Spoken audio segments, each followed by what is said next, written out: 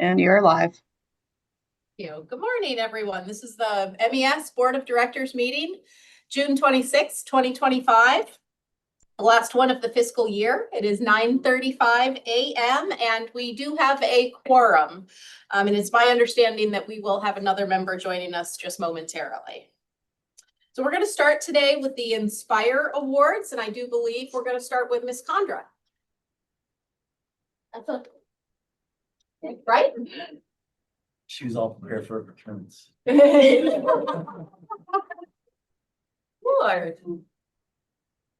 So this Inspire goes to Alex McGinnity, and he's gonna kill me because I've never said his last name correctly. And this is for him supporting the onboarding of new internal audit staff. As you guys know, that we've been, the internal audit department's been going through a transition period. And as he came in as an internal audit trainee, he applied for the next role up. He's now an internal audit specialist, and without even being asked, he helped to onboard the new audit trainees with the billable activity, took it upon himself to be a leader, trained them, and also introduced them to the clients and onboard them successfully. Another thing that he did was he helped the client by reducing costs so it takes a lot of it's a cost associated with giving them the technology. So instead he told the client that he will provide the new audit trainees with the material. He helped the workload of the client by reviewing the different projects before assigning it to the audit trainee, which is actually the role of the client, and to help with the cost savings and to help out the client. He put that on himself. So I'm very proud of Alex. He has grown a lot from being an audit trainee, 0 audits experience, and now an aspiring leader in the audit trainees' eyes, because they actually brought this to him, not me, which is really awesome. So I want to congratulate you. Very proud.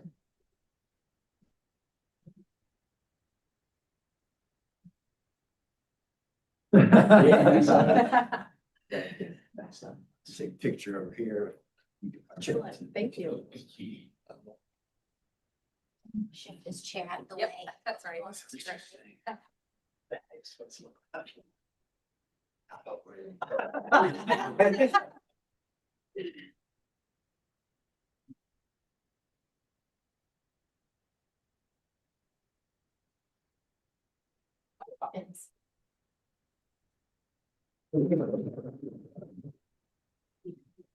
Thank you. And who is going to introduce the next? Mr. Lipinski, take it away. Thank you very much. So back on March 25th, I was down at Dorsey Run looking at the new centrifuge project that we have going on. And all of a sudden, there was these tanks sitting in the corner with piping and all that stuff.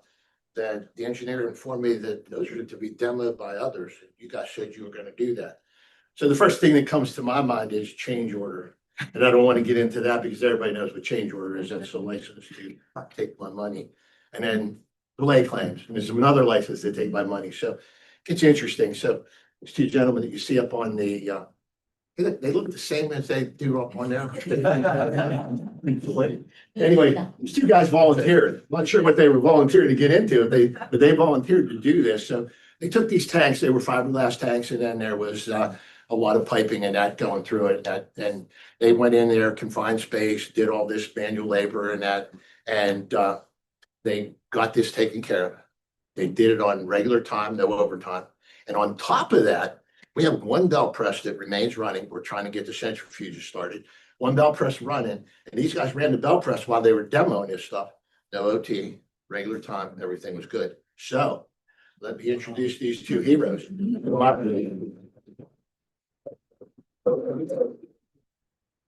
Ryan paid me more money to introduce him first. There's Brian James. Lance only gave me a 5 or so. He's up here second. Minutes far. Only joking. He's only joking. I'm only kidding.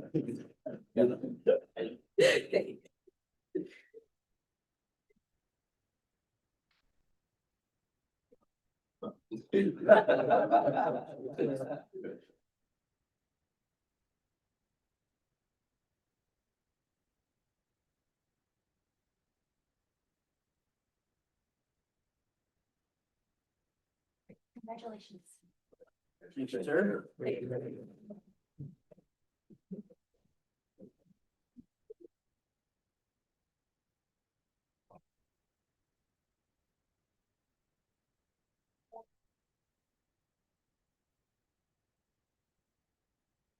The meeting minutes have been distributed from May 29th, 2025.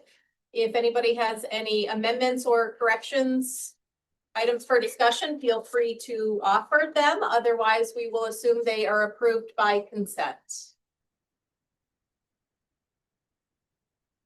Okay, hearing none, the minutes are approved. Executive Director's Report, Dr. Glass. Thank you, Madam Chair. $255 expenditure to re-up my annual membership in SWANA, the Solid Waste Association of North America. Next slide. Oh, all our solid waste folks love that. Anyway, next slide. Some good engagements for a pretty short month. One highlight I'd like to bring out is that Do It has formed, oh, it got cut off. Do It has formed the AI community of practice. And on that first call, there were about 120 people from all state agencies. And they include municipalities and counties. They've opened up a wide net to make sure that all of the resources that are coming into the state. So the state, most of the state agencies, if you don't know, are in the Google suite. And so they purchase it writ large, and separate from those of us, a few agencies like us are using the Microsoft suite. So we have to stop talking about Google with Mr. Bots on, just joking. But no, so it's a very informative, passing it to IT and Mr. Sharma. And we continue to just investigate ways to improve our mundane but meaningful tasks with AI. So that was very nice. And that's it for those slides. Next slide. Mr. Skip Imler has retired, and he made a point of saying he wanted nothing to do with anything his way out. He didn't want to party. He didn't want to show up today. He didn't want anything. So we'll be sending him his thanks, his awards that we give traditionally. And but anyway, he had a very long career. He worked his way up from a laborer to be an environmental systems regional supervisor. So for one of our regions, he was a supervisor for a lengthy period of time. And then he moved on to be a project manager. And he was well-read, independently well-read, and became a senior wastewater specialist. And this year he has finished his career with his final project of bringing Elk Neck wastewater treatment plant online. It is in the final stages of acceptance right now. And we all just want to congratulate Skip on a well-earned, well-deserved retirement. So if you look at that count, he served at MES for over 50 years, 51 years of service. And he is the best of us. I remember during Back River, his relationships were critical in procuring support for the Clarifier project along with Mr. Razik. And so those relationships throughout the whole region in water and wastewater treatment are key across the state. So we wish him nothing but the best in his retirement. So.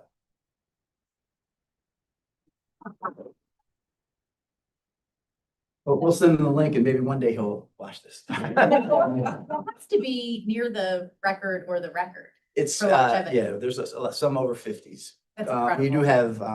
have, Mr. Skirto is our longest serving, and he is basically from 1970. So Part-time, Impressive. part-time now. Okay. but Good for him. That's, that, the hand is just up, Dean Johnson, you know. Oh, you're good. Okay. Next slide. We had a great MBE event, procurement put on May 30th, right after the last board meeting. And I just wanted to thank them for their initiative in hosting this event. They did it in coordination with the Governor's Office of Small Minority and Women Business Affairs. They introduced prime contractors and potential partnership opportunities to subcontractors. Went over MES procurement procedures, the MBE bid form. It was in person and virtual. Here's the number. And so the event attracted a total of 102 registrants, with 27 individuals attending in person and 6 participating virtually. That many different entities. So the outreach served as a vital platform for fostering our business growth and collaboration and inclusion across Maryland's diverse business community. So cheers to Ms. Condra and her team, Mr. Barnes, our MBE coordinator, for putting on such a lovely event. And I think we're going to be doing this annually moving forward. Yes, she says yes. So we are doing it annually. Next slide. Another class of graduates have finished. 48 students worked hard over the course of approximately 6 months, learning communication, leadership, and management skills. Education and training, of course, is an important pillar here at MES, and the programs are part of our commitment. This program and this coordination with Anne Arundel Community College is a key commitment to professional development of all of our team members, along with on-the-job training and tuition assistance and the other activities. So the classes have been held most years since 2013 and have provided continuing education for more than 300 MES staff members. Congrats to our newest graduates. We're excited to see them bring back all of this knowledge to their field sites and improve our capabilities. So cheers to them. Keep going back to Tillman Island, and it's still a great place to visit. And you even see Ms. Dollar in the front left there. Next slide. I do have to give a highlight on the one remaining agreement. We did receive a copy back and we have a meeting. It's the state agency with that agreement. We're in negotiations. I saw the secretary at MML and he's aware, and we'll send back our comments to their changes to our agreement. We did, so I'm closing the supplier invoice payment process, which is the pit that the process improvement team I've been describing for the last 6 months. We are demonstrably done as a team. We will meet the combination of senior leaders, procurement, and finance will continue to meet because we still have cultural issues that we need to work out. The end of the fiscal year, and for all of us that work in government, we know that it comes a rush to close things out.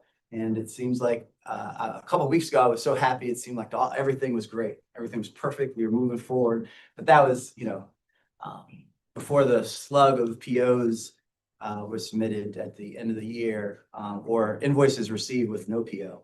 So we still have a lot of work to do, but the training has not been rolled out. We'll be rolling out the training at the start of the fiscal year, and we will be rolling out accountability. And it's going to be a new name next month. But the research part and the learning of our processes and where the holes lie are done. You'll see a night shift differential policy that has already come to the HR committee.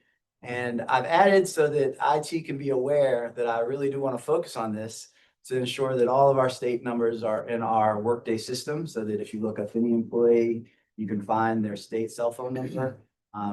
And one aspect of the PIT going away is that we're going to work on a procurement administration guidelines. Almost a couple of years ago, we came up with a compensation administration guidelines. something that everyone can turn to look at, well, why aren't you giving me a raise? Or what are the processes for career growth? Our career ladders are in that. So it serves as a document that the board approved. Want to do something similar to that for procurement so that we explain, we are really a personnel organization and a buying and serving our clients organization. So I think it's worthy of us having our procurement ethos really written out because it's critical to how we support all the work we do. So, and I think that's it. Well, all the others are still to be worked on, but going into 2026. Okay, next slide. At MML, I wanted to start singing the Britney song. Oops, we did it again. But and Ms. Merkel is having challenges with all of how she's going to graphically show our continuing success. But thanks to the entire team at MES, the Washington Post has honored us for the second time. And we continue to rack up the awards as a top workplace in the region. So this is all the result of our annual survey. And I'm told that there's another higher bar we can attain. Mr. Tosi was joking about it at the Maryland Municipal League. But so there's some cultural award that I've got to look into. We couldn't find anything. AI didn't have it. But anyway, thanks to everyone. Another win for the board. Just to know, thank you for all your support and helping us attain these levels of success with the top workplaces. And next slide. And I don't know, too many words. I want to just express my thanks to every single one of the board members that are attending their last meeting, to state treasurer and to his deputy and designee. Thank you. There are some critical moments in the last few years where your assistance with solving problems and your support were very much needed. I hope that we can still call you here and there every once in a while. And then to Mr. Witt, thank you for your years of service and serving as HR chair the last couple, and for your representation of Western Maryland. I've enjoyed visiting you and will continue to do so when I visit Deep Creek, your beautiful location. And to Judge Schmalkin. Judge Schmalkin was the first board member added to MES in 2020 in my first year, and served as chair and served as a guiding figure for me. Hopkins men. So no, I just thank you and Val for joining us for these years and sharing your knowledge with us.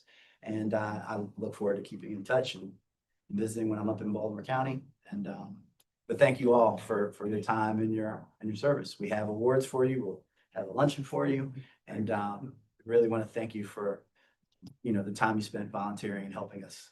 It's been a wonderful couple days. Goodbye. I felt like that. Yeah. So it's wonderful. Thank you so much. All of these just could not be better to the people that I have worked and seen people here and what we've done. It is just amazing, especially with the first time we had. Yeah, first time. Every day. How much should I? No. It was good to have a retired federal judge with us during that time, sir. Yeah, nobody shot. Thank you. Thank you. Thanks, State Treasurer.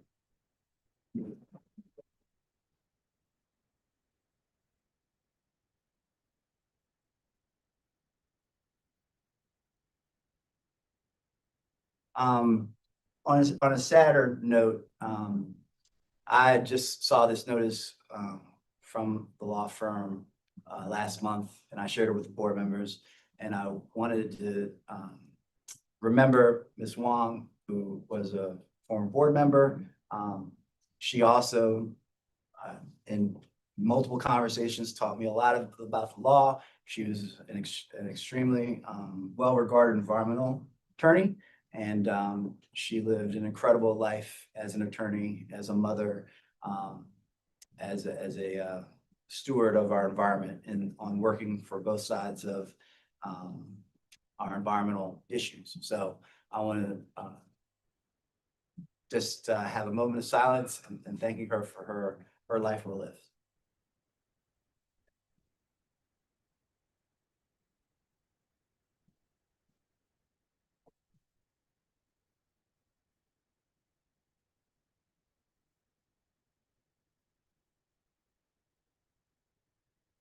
Thank you, Madam Chair. That's the end of my director's report, but I think I have to keep talking. Yes, thank you very much. And we're going to move on to the next subject, which is, as Dr. Glass mentioned, Dr. Glass again. So this is just an update on we have 5 days left or so for us to complete all of our goals for fiscal year 25. Almost every goal is complete. And I just want to highlight our completion and our success so far. So for safety, all employees who drive a work vehicle owned, operated, or controlled by MES will complete a driver safety training course. Less than 5% are still needed to complete this course in the next, I guess we only have 3 business days or 2 business days, but we're on track to finish it. Every other month, MES will conduct a CPR first aid class. That is complete. Every operational group will work with safety and environmental compliance to develop and conduct group-specific training for operational staff. All groups have produced training materials and are working with communications and safety to produce a presentation and distribute to their teams. Water, wastewater, environmental operations, and EDR have distributed their training. Tess is reporting and will distribute next week. Maybe Tess is done. Who knows? Next slide.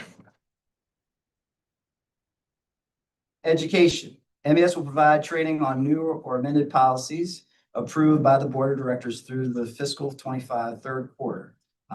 This is in progress. We had 8 policies distributed in April, with 2 more on track to be distributed next week, but they won't be included because it's the quarter.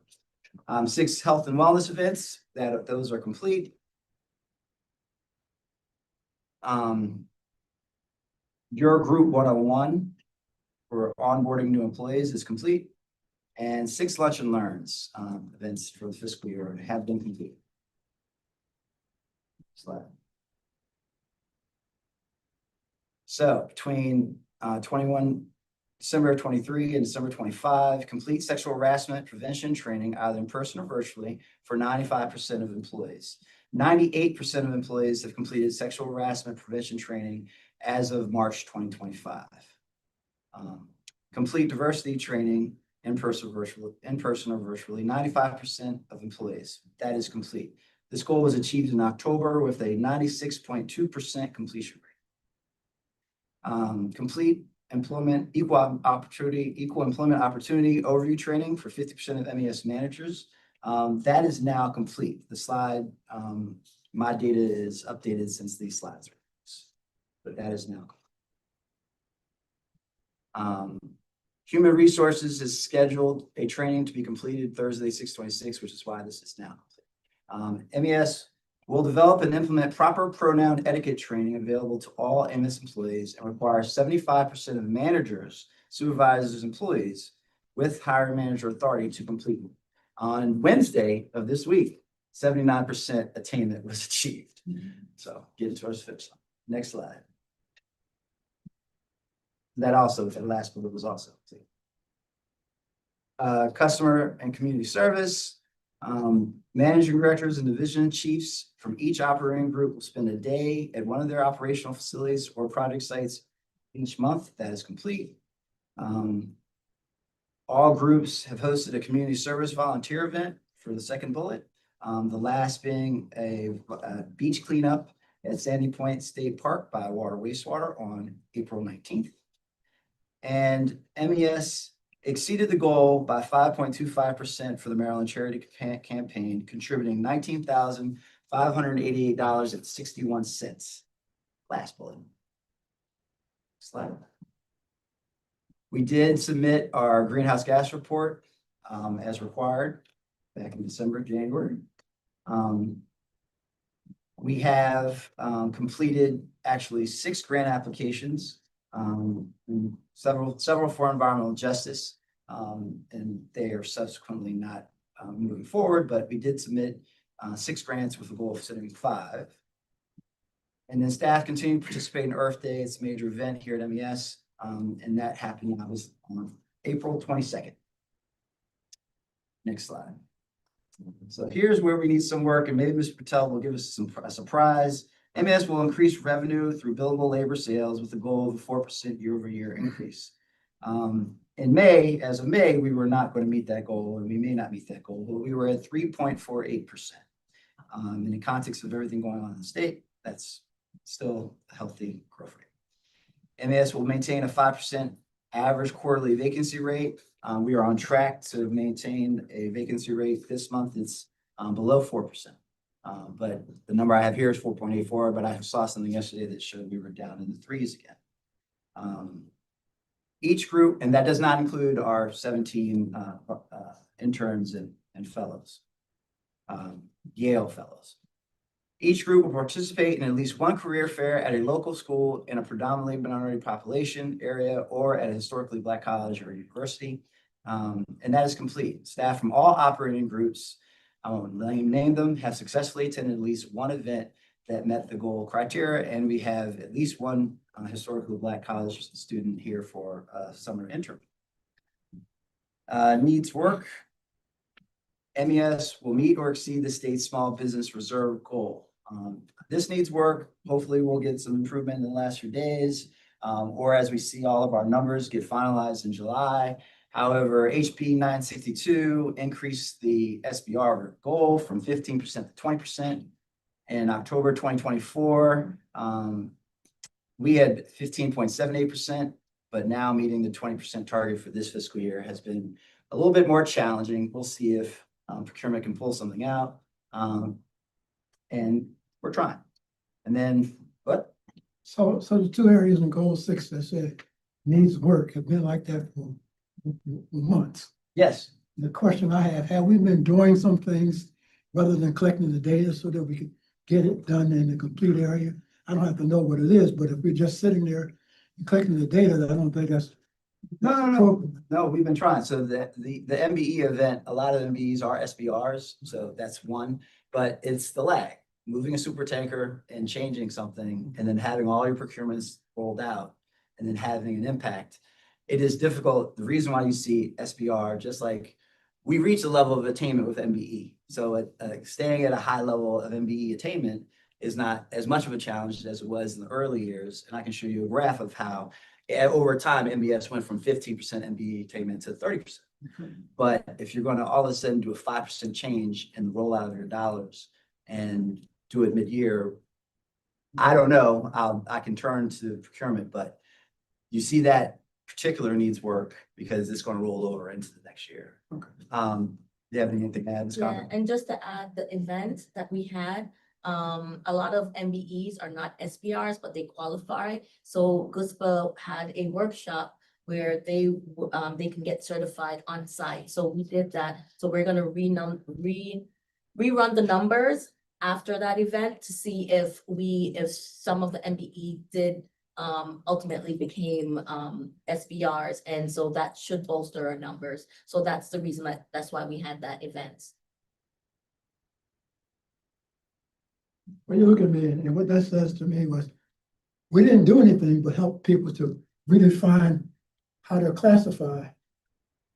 Do we get any benefit out of that? Yes. In terms of what happens? Yes, it does. So if they already spent money, so in FY1, so Q1, Q2, we can rerun those numbers. And if they, after the event became SBR, those dollars from prior that they spent would calculate in our SBR numbers. Because it wasn't captured before because at that time they weren't SBR. So we're gonna rerun those numbers to see if we can recapture those dollars, right? For the ultimate, at the whole, for the whole fiscal year for SBR to meet that goal. And in theory, then they would go for SBR awards with other agencies that they might not have been doing prior to, and when they were only limiting themselves to MBE work. And hopefully and they get small prime awards as well. It seems like I always pick on you. It's okay. You know, I could take it. Just saying. We'll keep it up. MES will create and administer agency-wide training for managers on employee performance review process. So we did successfully roll out an electronic evaluation system this year. And we shared it through weekly digests, informing workers and self-evals. So the last report I had, there were out of 800 employees, there were about 4, and they were all on some form of leave that did not do the self-eval, but it was successfully rolled out. So that's our update. And we'll have some final numbers in the fall and go in and see how we can be awarded or not. And that continues. That is the conclusion of. Thank you, Dr. Glass. Very good. We do have a new business report, 1 page worth today for your review. If there are any questions, feel free to ask.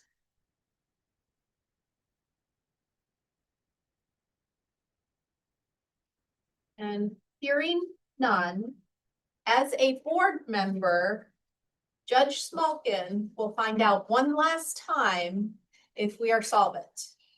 So,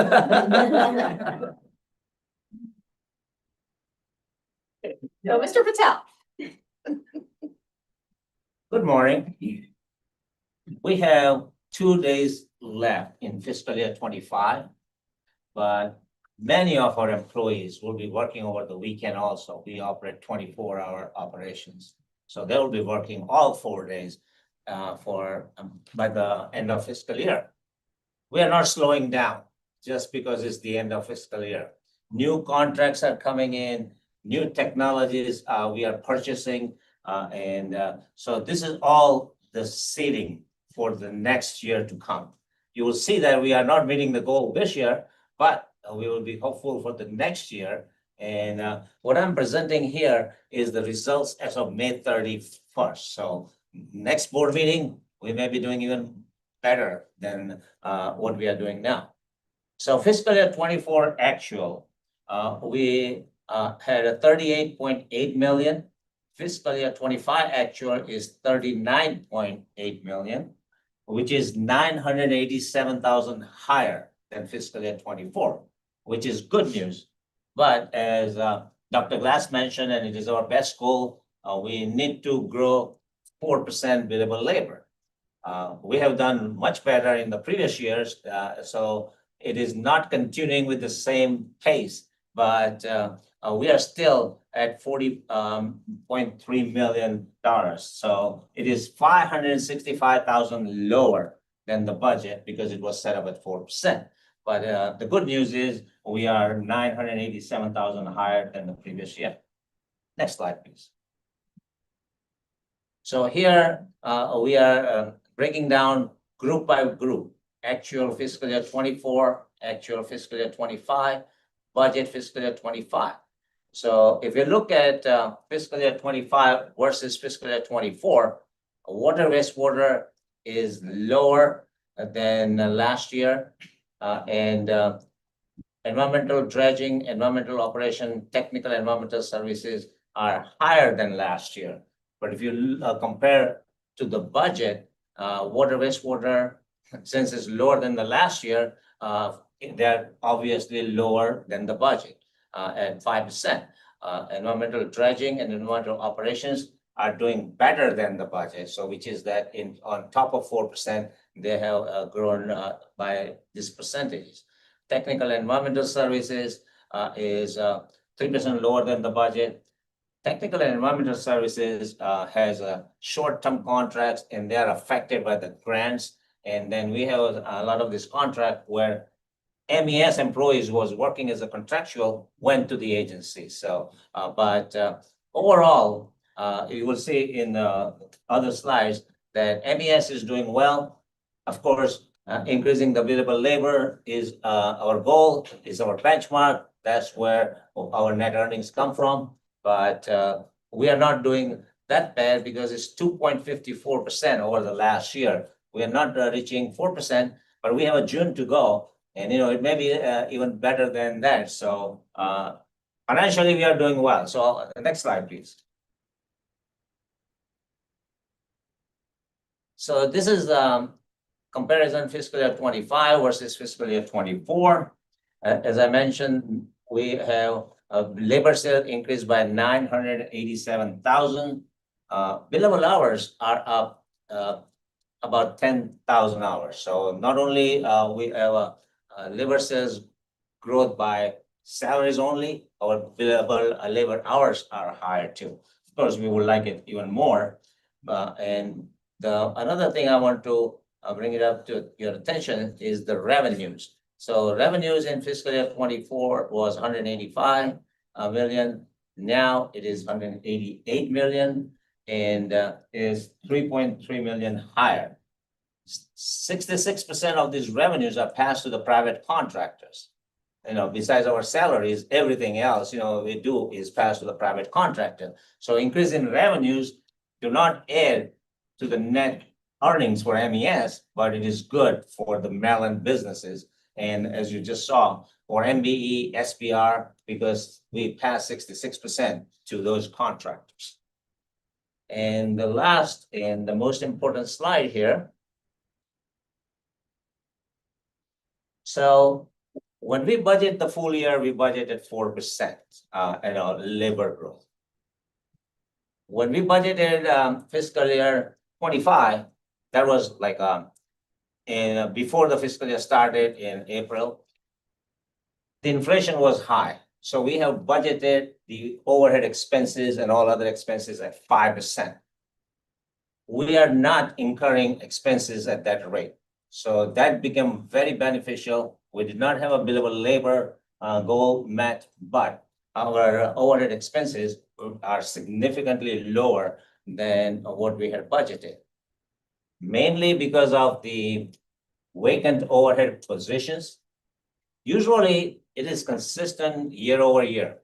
Every year we're gonna have overhead vacancies, but we budget full overhead positions. So last year was much higher vacancy rate. Year before, it was still vacancies, but not at that rate. Now we are pretty steady, so it will be interesting to see that what we budget in the overhead expenses now, with that have a significant savings from that. Because I personally, I think Dr. Gross will go through that, as the vacancies for the overhead positions and all that, but we are not at that level. Most of them are filled now. So, and it will continue in fiscal year 26. So even though our labor sales are lower, our overhead expenses, we are budgeted for 17.6 million, and we are estimating that this year will end at 14.8 million. So that's where the biggest savings coming from, 2.8 million. One, because of the overhead vacancies, and number two, we had budgeted a 5% increase in all other overhead expenses, and we are not nowhere at that level. It's running at about 3%. And the other main thing is the 1100. We had other projection or other. We are still earning good interest on that. The rates everybody's talking about, but the rates interest rate has not gone down, and so we are earning more than expected. So at 4% labor sales growth, 5% expected overhead expense growth, we had projected almost 4.5 million in net earnings. Because of the lower overhead expenses, more interest income, we're gonna reach 7.6 million. That's our current estimate, that our net earnings will be 7.6 million. Of course, as I mentioned before, the revenues has increased significantly. One of the requirement is we have at least 5% of the last 3 years of average revenues as a contingency fund.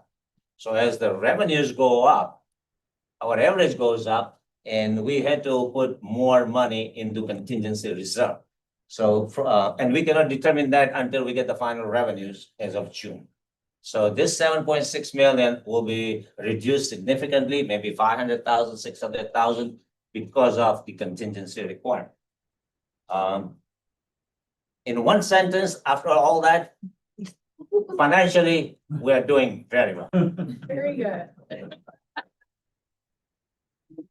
And we have reduced the overhead rate for fiscal year 26 by 1.5%. That's a significant reduction. You know, we haven't reduced it by that much, but we were doing so well for past few years that our labor sales were growing. And since we determined this rates 2 years in advance, we had lowered this rate. Okay? And if we meet the 4% next year, the target of increasing labor sale, we may be okay. Another thing, we have budgeted the overhead expenses not at 5% this year. You know, we are very, very realistic based on what they spent last year.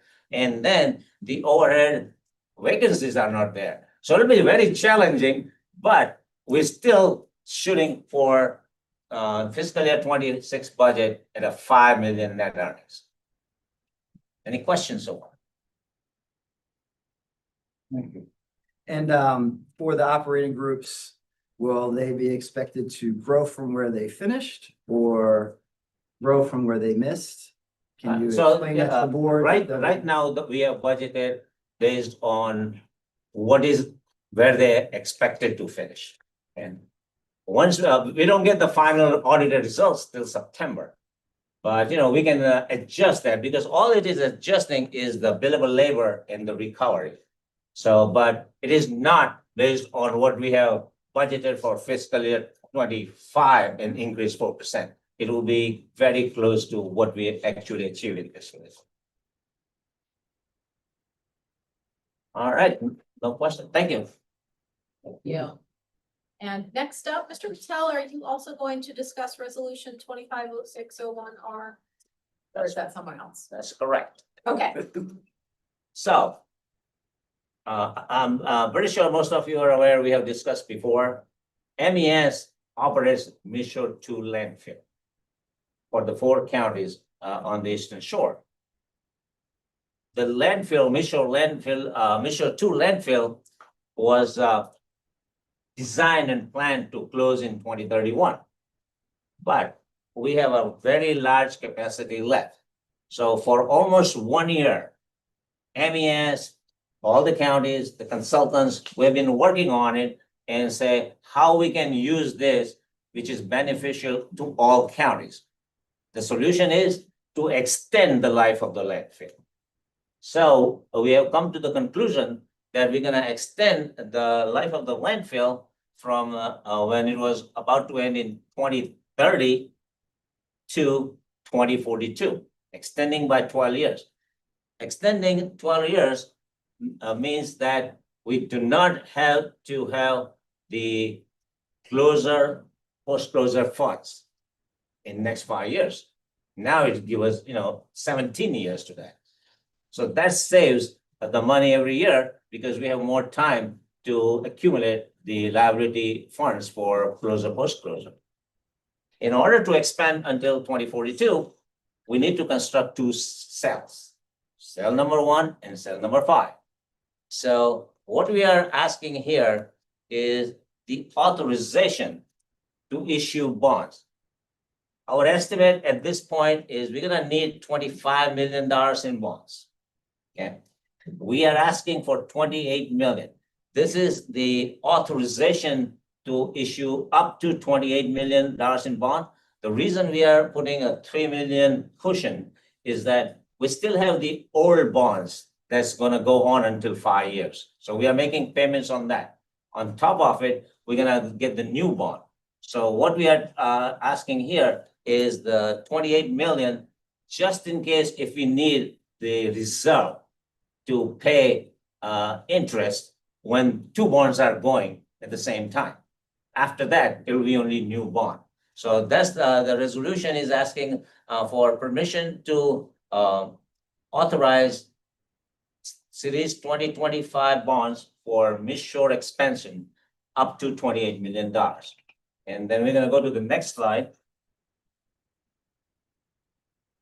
And what we're gonna use the bond proceeds for? Finance or refinance the cost of planning, design, construction for cell 5 and 1. MES is already funding it right now from our own funds. It's not a significant amount, but we will be reimbursed from the bonds, and MES will be reimbursed for all the design planning costs that we have spent so far. When you issue the bond, they ask for certain reserves. You have to have a reserve for interest, reserve for principal, reserve for debt service, whatever, because they want that in the trustee's bank. So that, just in case if MES cannot or Miss Shore cannot make the payments, at least they have some reserve to make temporary payments.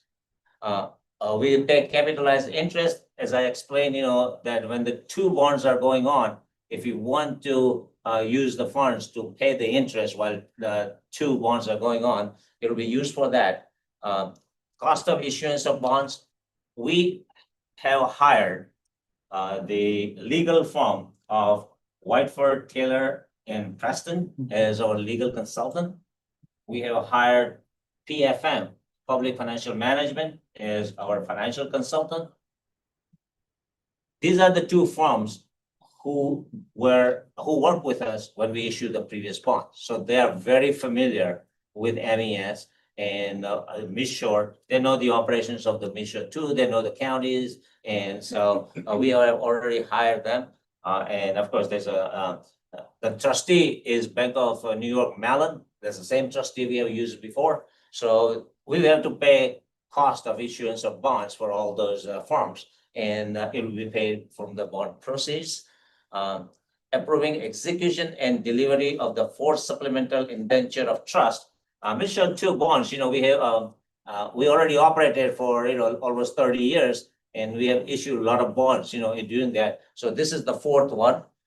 And now the last one is that once the board discusses and approves this resolution, going forward, we will have to move very fast. Number one, the resolution is not mentioned here, but in the resolution, we have limited the interest rate to 5.25% because it is very fluid. We don't know the economic conditions. We don't know what's going to happen with tariffs, how it's going. So we have limited the bond interest to 5.25%. That's that is in the resolution that will be authorized.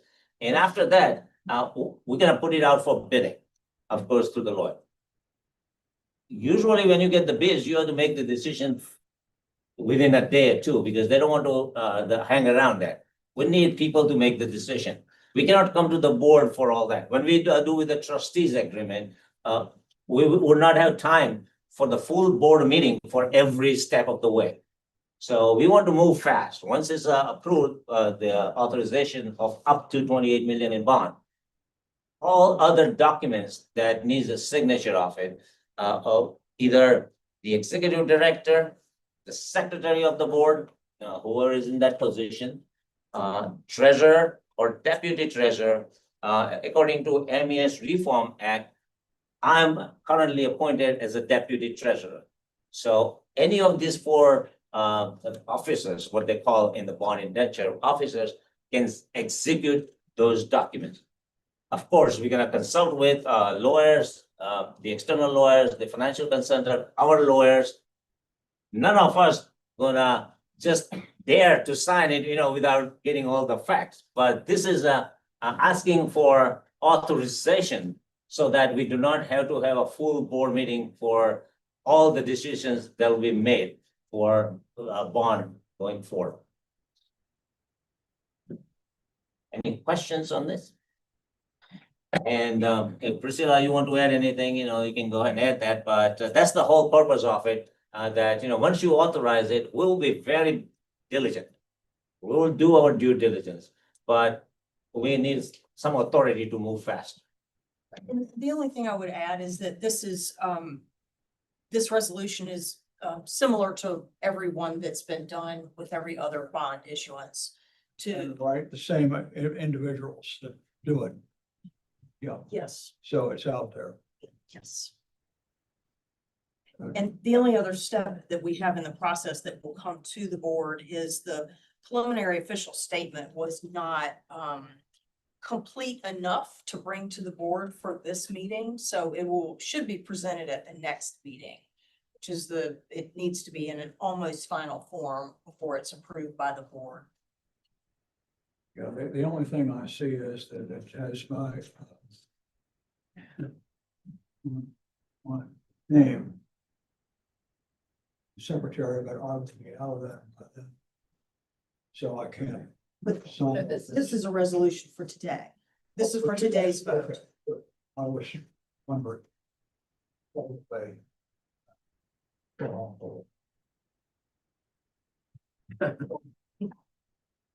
Jump ahead, to prevent a contradiction, we have a board item today for the construction of cell one. So it's gonna be a different number than the board resolution today, because it's only for the initial cell. So, jump ahead of any questions that somebody might add about why this doesn't add up. That's why this quant is for both cells and all the development costs associated with it. It's gotta be before. Several days. And I am going to recuse myself from this vote as we are in, Kent County is integrally involved, obviously, with Midshore too. Either that or you will say all of us. So is there a motion regarding resolution 25-06-1R? So. Second one. Any other questions or discussion items? Hearing none, all those in favor, please raise your right hand and say aye. Any opposed? And again, I recuse myself. Thank you. The resolution has passed. And Dr. Gross is going to tell us all about our HR status. Good morning, everyone. So the human resources report that you see before you, we do, as Dr. Glass mentioned, have a little bit more updated numbers. The current vacancy rate of the MES only employees at 3.72%. And of the open positions that we have, the 33 that are listed there, we have 6 offers that have been accepted, and those individuals will be starting in coming weeks. And we have 3 packages that are out, meaning we've extended those offers and are waiting to hear back from persons. So we have 24 vacancies for which we are actively recruiting, and the team has been involved in active conversations to discuss how we can make sure that we are continuously being progressive and supporting the recruiting efforts. What the next slide will show, excuse me, is a graph of the year-to-date vacancies. And as you can see, we are currently lower in our vacancy rate than we were at this time last year. This graph also shows the 17, what I like to refer to as reciprocal benefit employees. They are our interns and fellows and scholars who are learning, getting some hands-on practical skills of what they're learning in school, while also providing us some leverage with the work that they are doing with us here.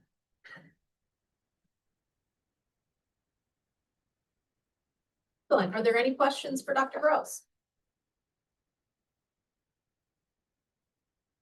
Okay, thank you. The Human Resource Committee has met, and Mr. Witt will be giving us an update. So, as you stated, the HR committee met earlier this month. We viewed all of these policies independently. Most of the changes were basically bring our policies in line with changes to state laws. Unanimously approved all of these policies. Is it okay that we review these all as one? And just do one vote at the end? Sure. Oh. Yeah.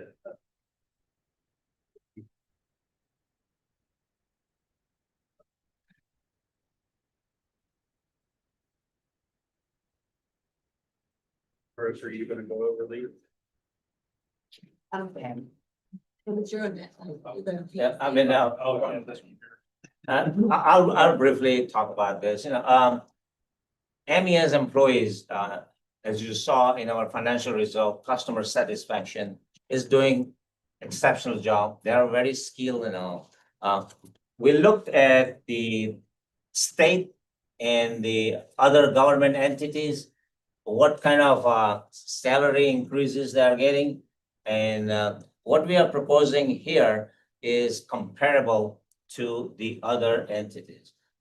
There's a big difference between MES and most of the government entities. We are not in the pension system. So we are limited to our 401k contribution, which averages at 5%. As you saw in last year, the stock market goes up. We are making interest money, earning returns. If it goes down, MES employees funds are lower. So that is one big disadvantage with the 401k. And also, we are performance-based compensation model. So we are proposing here how much raise the employee will get based on their performance level. And this salary increase, what we are proposing, will not be applicable to the executive director, deputy director, the attorneys of the Office of the Attorney General, who are the state employees, and employees of Chesapeake Bay Trust, because they determine their own raises.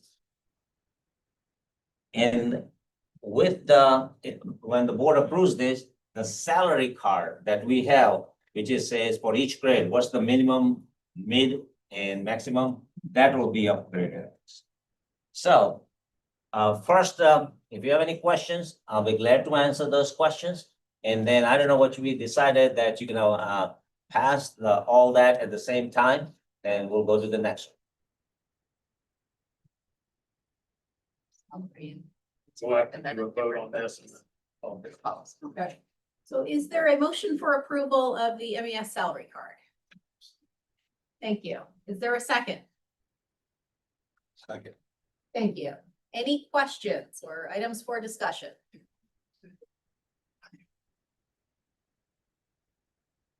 Okay, looks like we're ready for a vote. All those in favor of approval, please raise your right hand and say aye. Aye. Any opposed?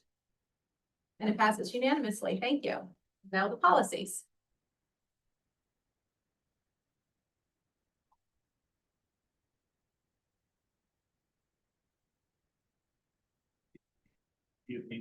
Yeah, I'm gonna do the best. I was waiting, there's a slide there, or I'll just talk about it. So, we have a best program since 1999.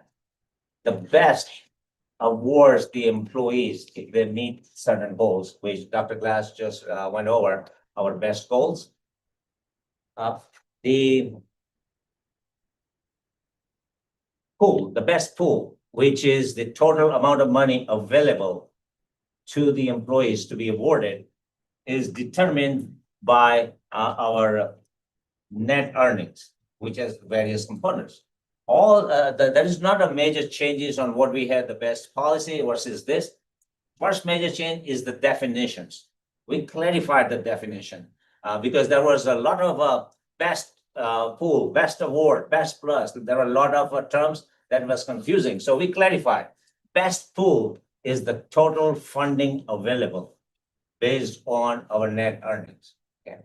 The only change we made it in the best pool that we put it as I added that adjustments as approved by the board of directors.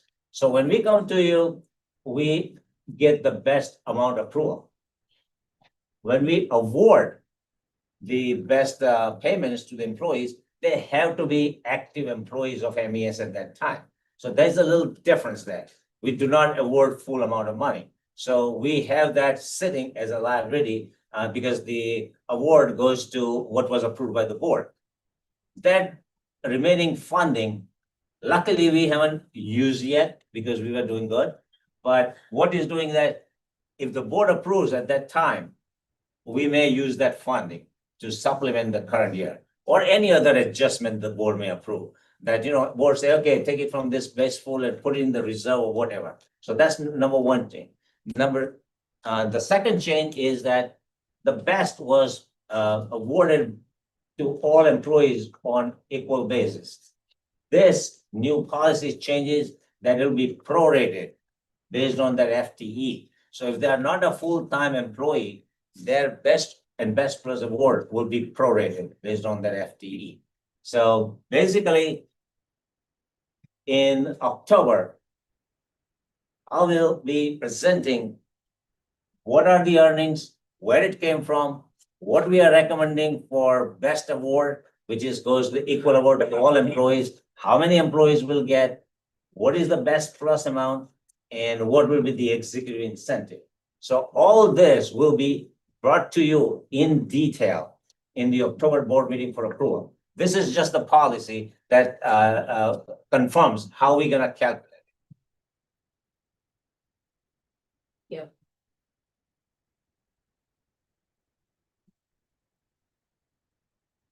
So with the reinstatement policy, as Dr. Glass has previously stated, and as well as Mr. Witt, most of these policies are to bring us in compliance with regulations.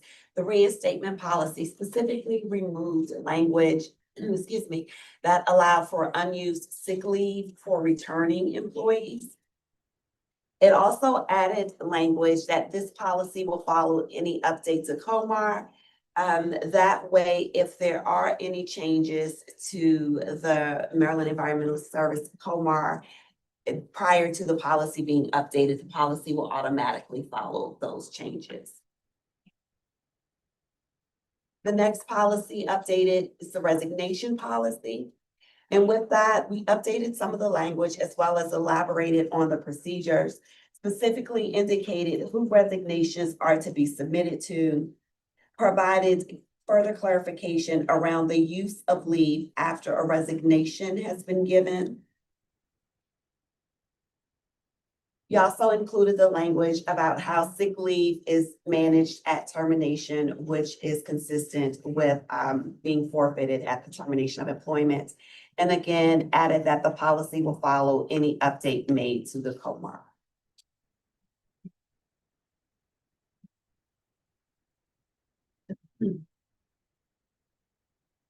The next policy that was updated was the shift differential policy. And again, it updated on the existing policy while elaborating on the procedures so that it was more clear as to what the expectations are.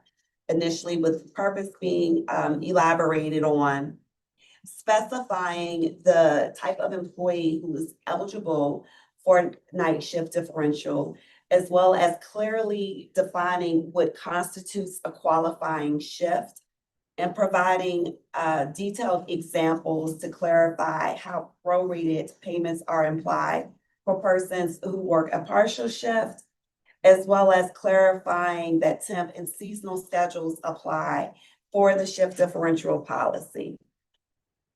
We also further clarified that unworked holiday pay is not eligible for shift differential pay, even if the employee is generally scheduled for a shift that aligns with shift differential.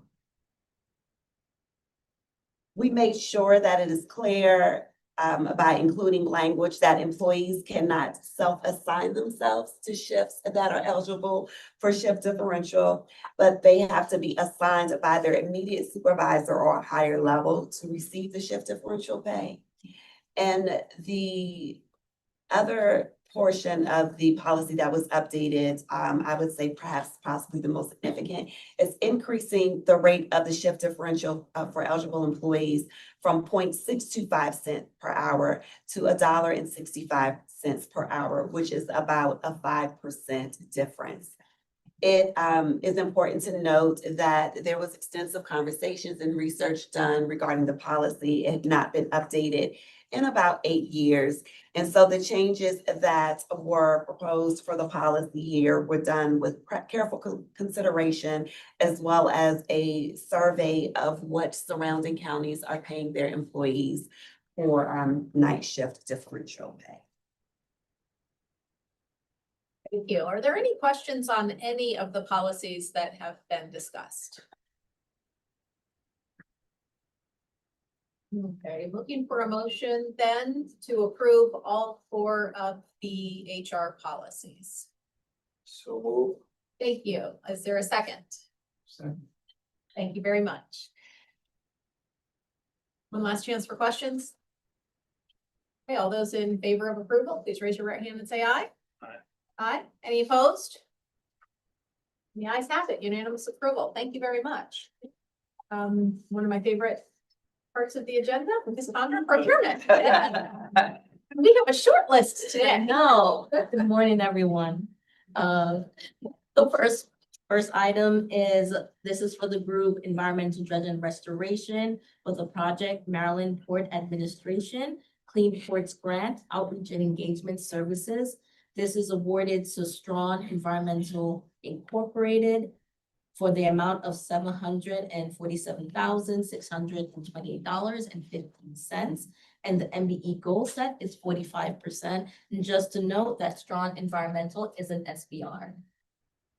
Excellent. Is there a motion for approval? Thank you. Is there a second? Second. Okay, any questions on this item?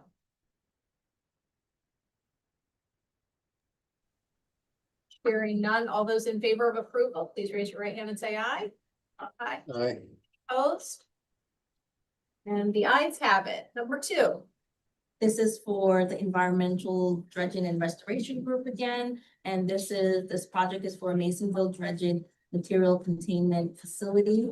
This is awarded to Gagan and Bryant Associates Incorporated for the amount of $443,311.60, and the MBE goal set for this is 50.7%.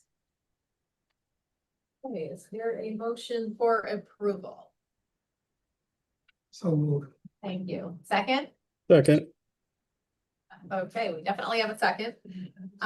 Any questions on this item? So I wanted to add, this is also a SBR. Thank you.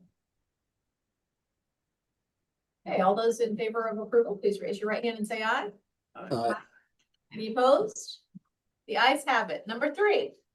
This is for the Environmental Operations Engineering Division for the Project Jessup Correctional Institution Boiler Controls Upgrade. It was awarded to Power and Combustion Incorporated for the amount of $1,382,900, and the MBE goal set for this is 15%. Is there a motion for approval? Thank you. Is there a second? Second. Okay, any questions or comments? Hearing none, all those in favor of approval, please raise your right hand and say aye. Aye. Any opposed? The ayes have it. Item number 4, I will be recusing myself from, but otherwise, Ms. Congra? This is for the Environmental Operations Group, and the project is Midshore 2 Cell 5 construction. The estimated cost for this would be $7,669,952, and the MBE goal set for this is 20%. Is there a motion for approval? So moved. Thank you. Is there a second? Second. Thank you. Any questions or items for discussion? Hearing none, all those in favor of approval, please raise your right hand and say aye. Aye. Any opposed? The ayes have it. And finally, number 5. This is for the Environmental Operations Group and for the project Prince George's County Organics Composting Facility. It's my brain. This is awarded to 72 Hour LLC for the amount of $233,200. And this is a one-time purchase, and the MBE goal set is 0%. Is there a motion for approval? Thank you. Is there a second? Second. Excellent. Any questions? Hearing none, all those in favor of approval, please raise your right hand and say aye. Aye. Any opposed? Was that a oppose? No, Oh, okay, okay. The motion that's carries. because I have too many lawyers. The motion carries. Thank you. We next have 4 pages of procurement notifications. So you can take a moment and look those over and let me know if you have any questions.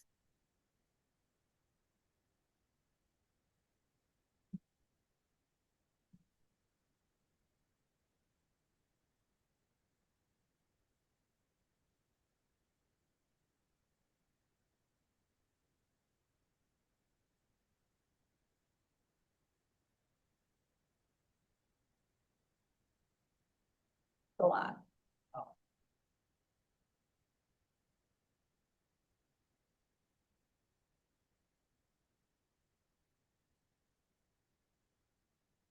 Questions? Thank you. Ms. Carroll, legal report. Chair, just very briefly, I would just say that with MES being very busy trying to close out its fiscal year, a lot of that work rolls to our office, so we are very busy too. With a lot of contract work and amendments and interagency agreements and governmental agreements and other contracts to be reviewed and several substantial pieces of litigation in the shop and a major bond transaction. So we're very busy. And I appreciate all the hard work of my team. And thank you to everyone for their cooperation and patience. And we will talk further in closed session. Okay, thank you. Is there any new or old business for the good of the order?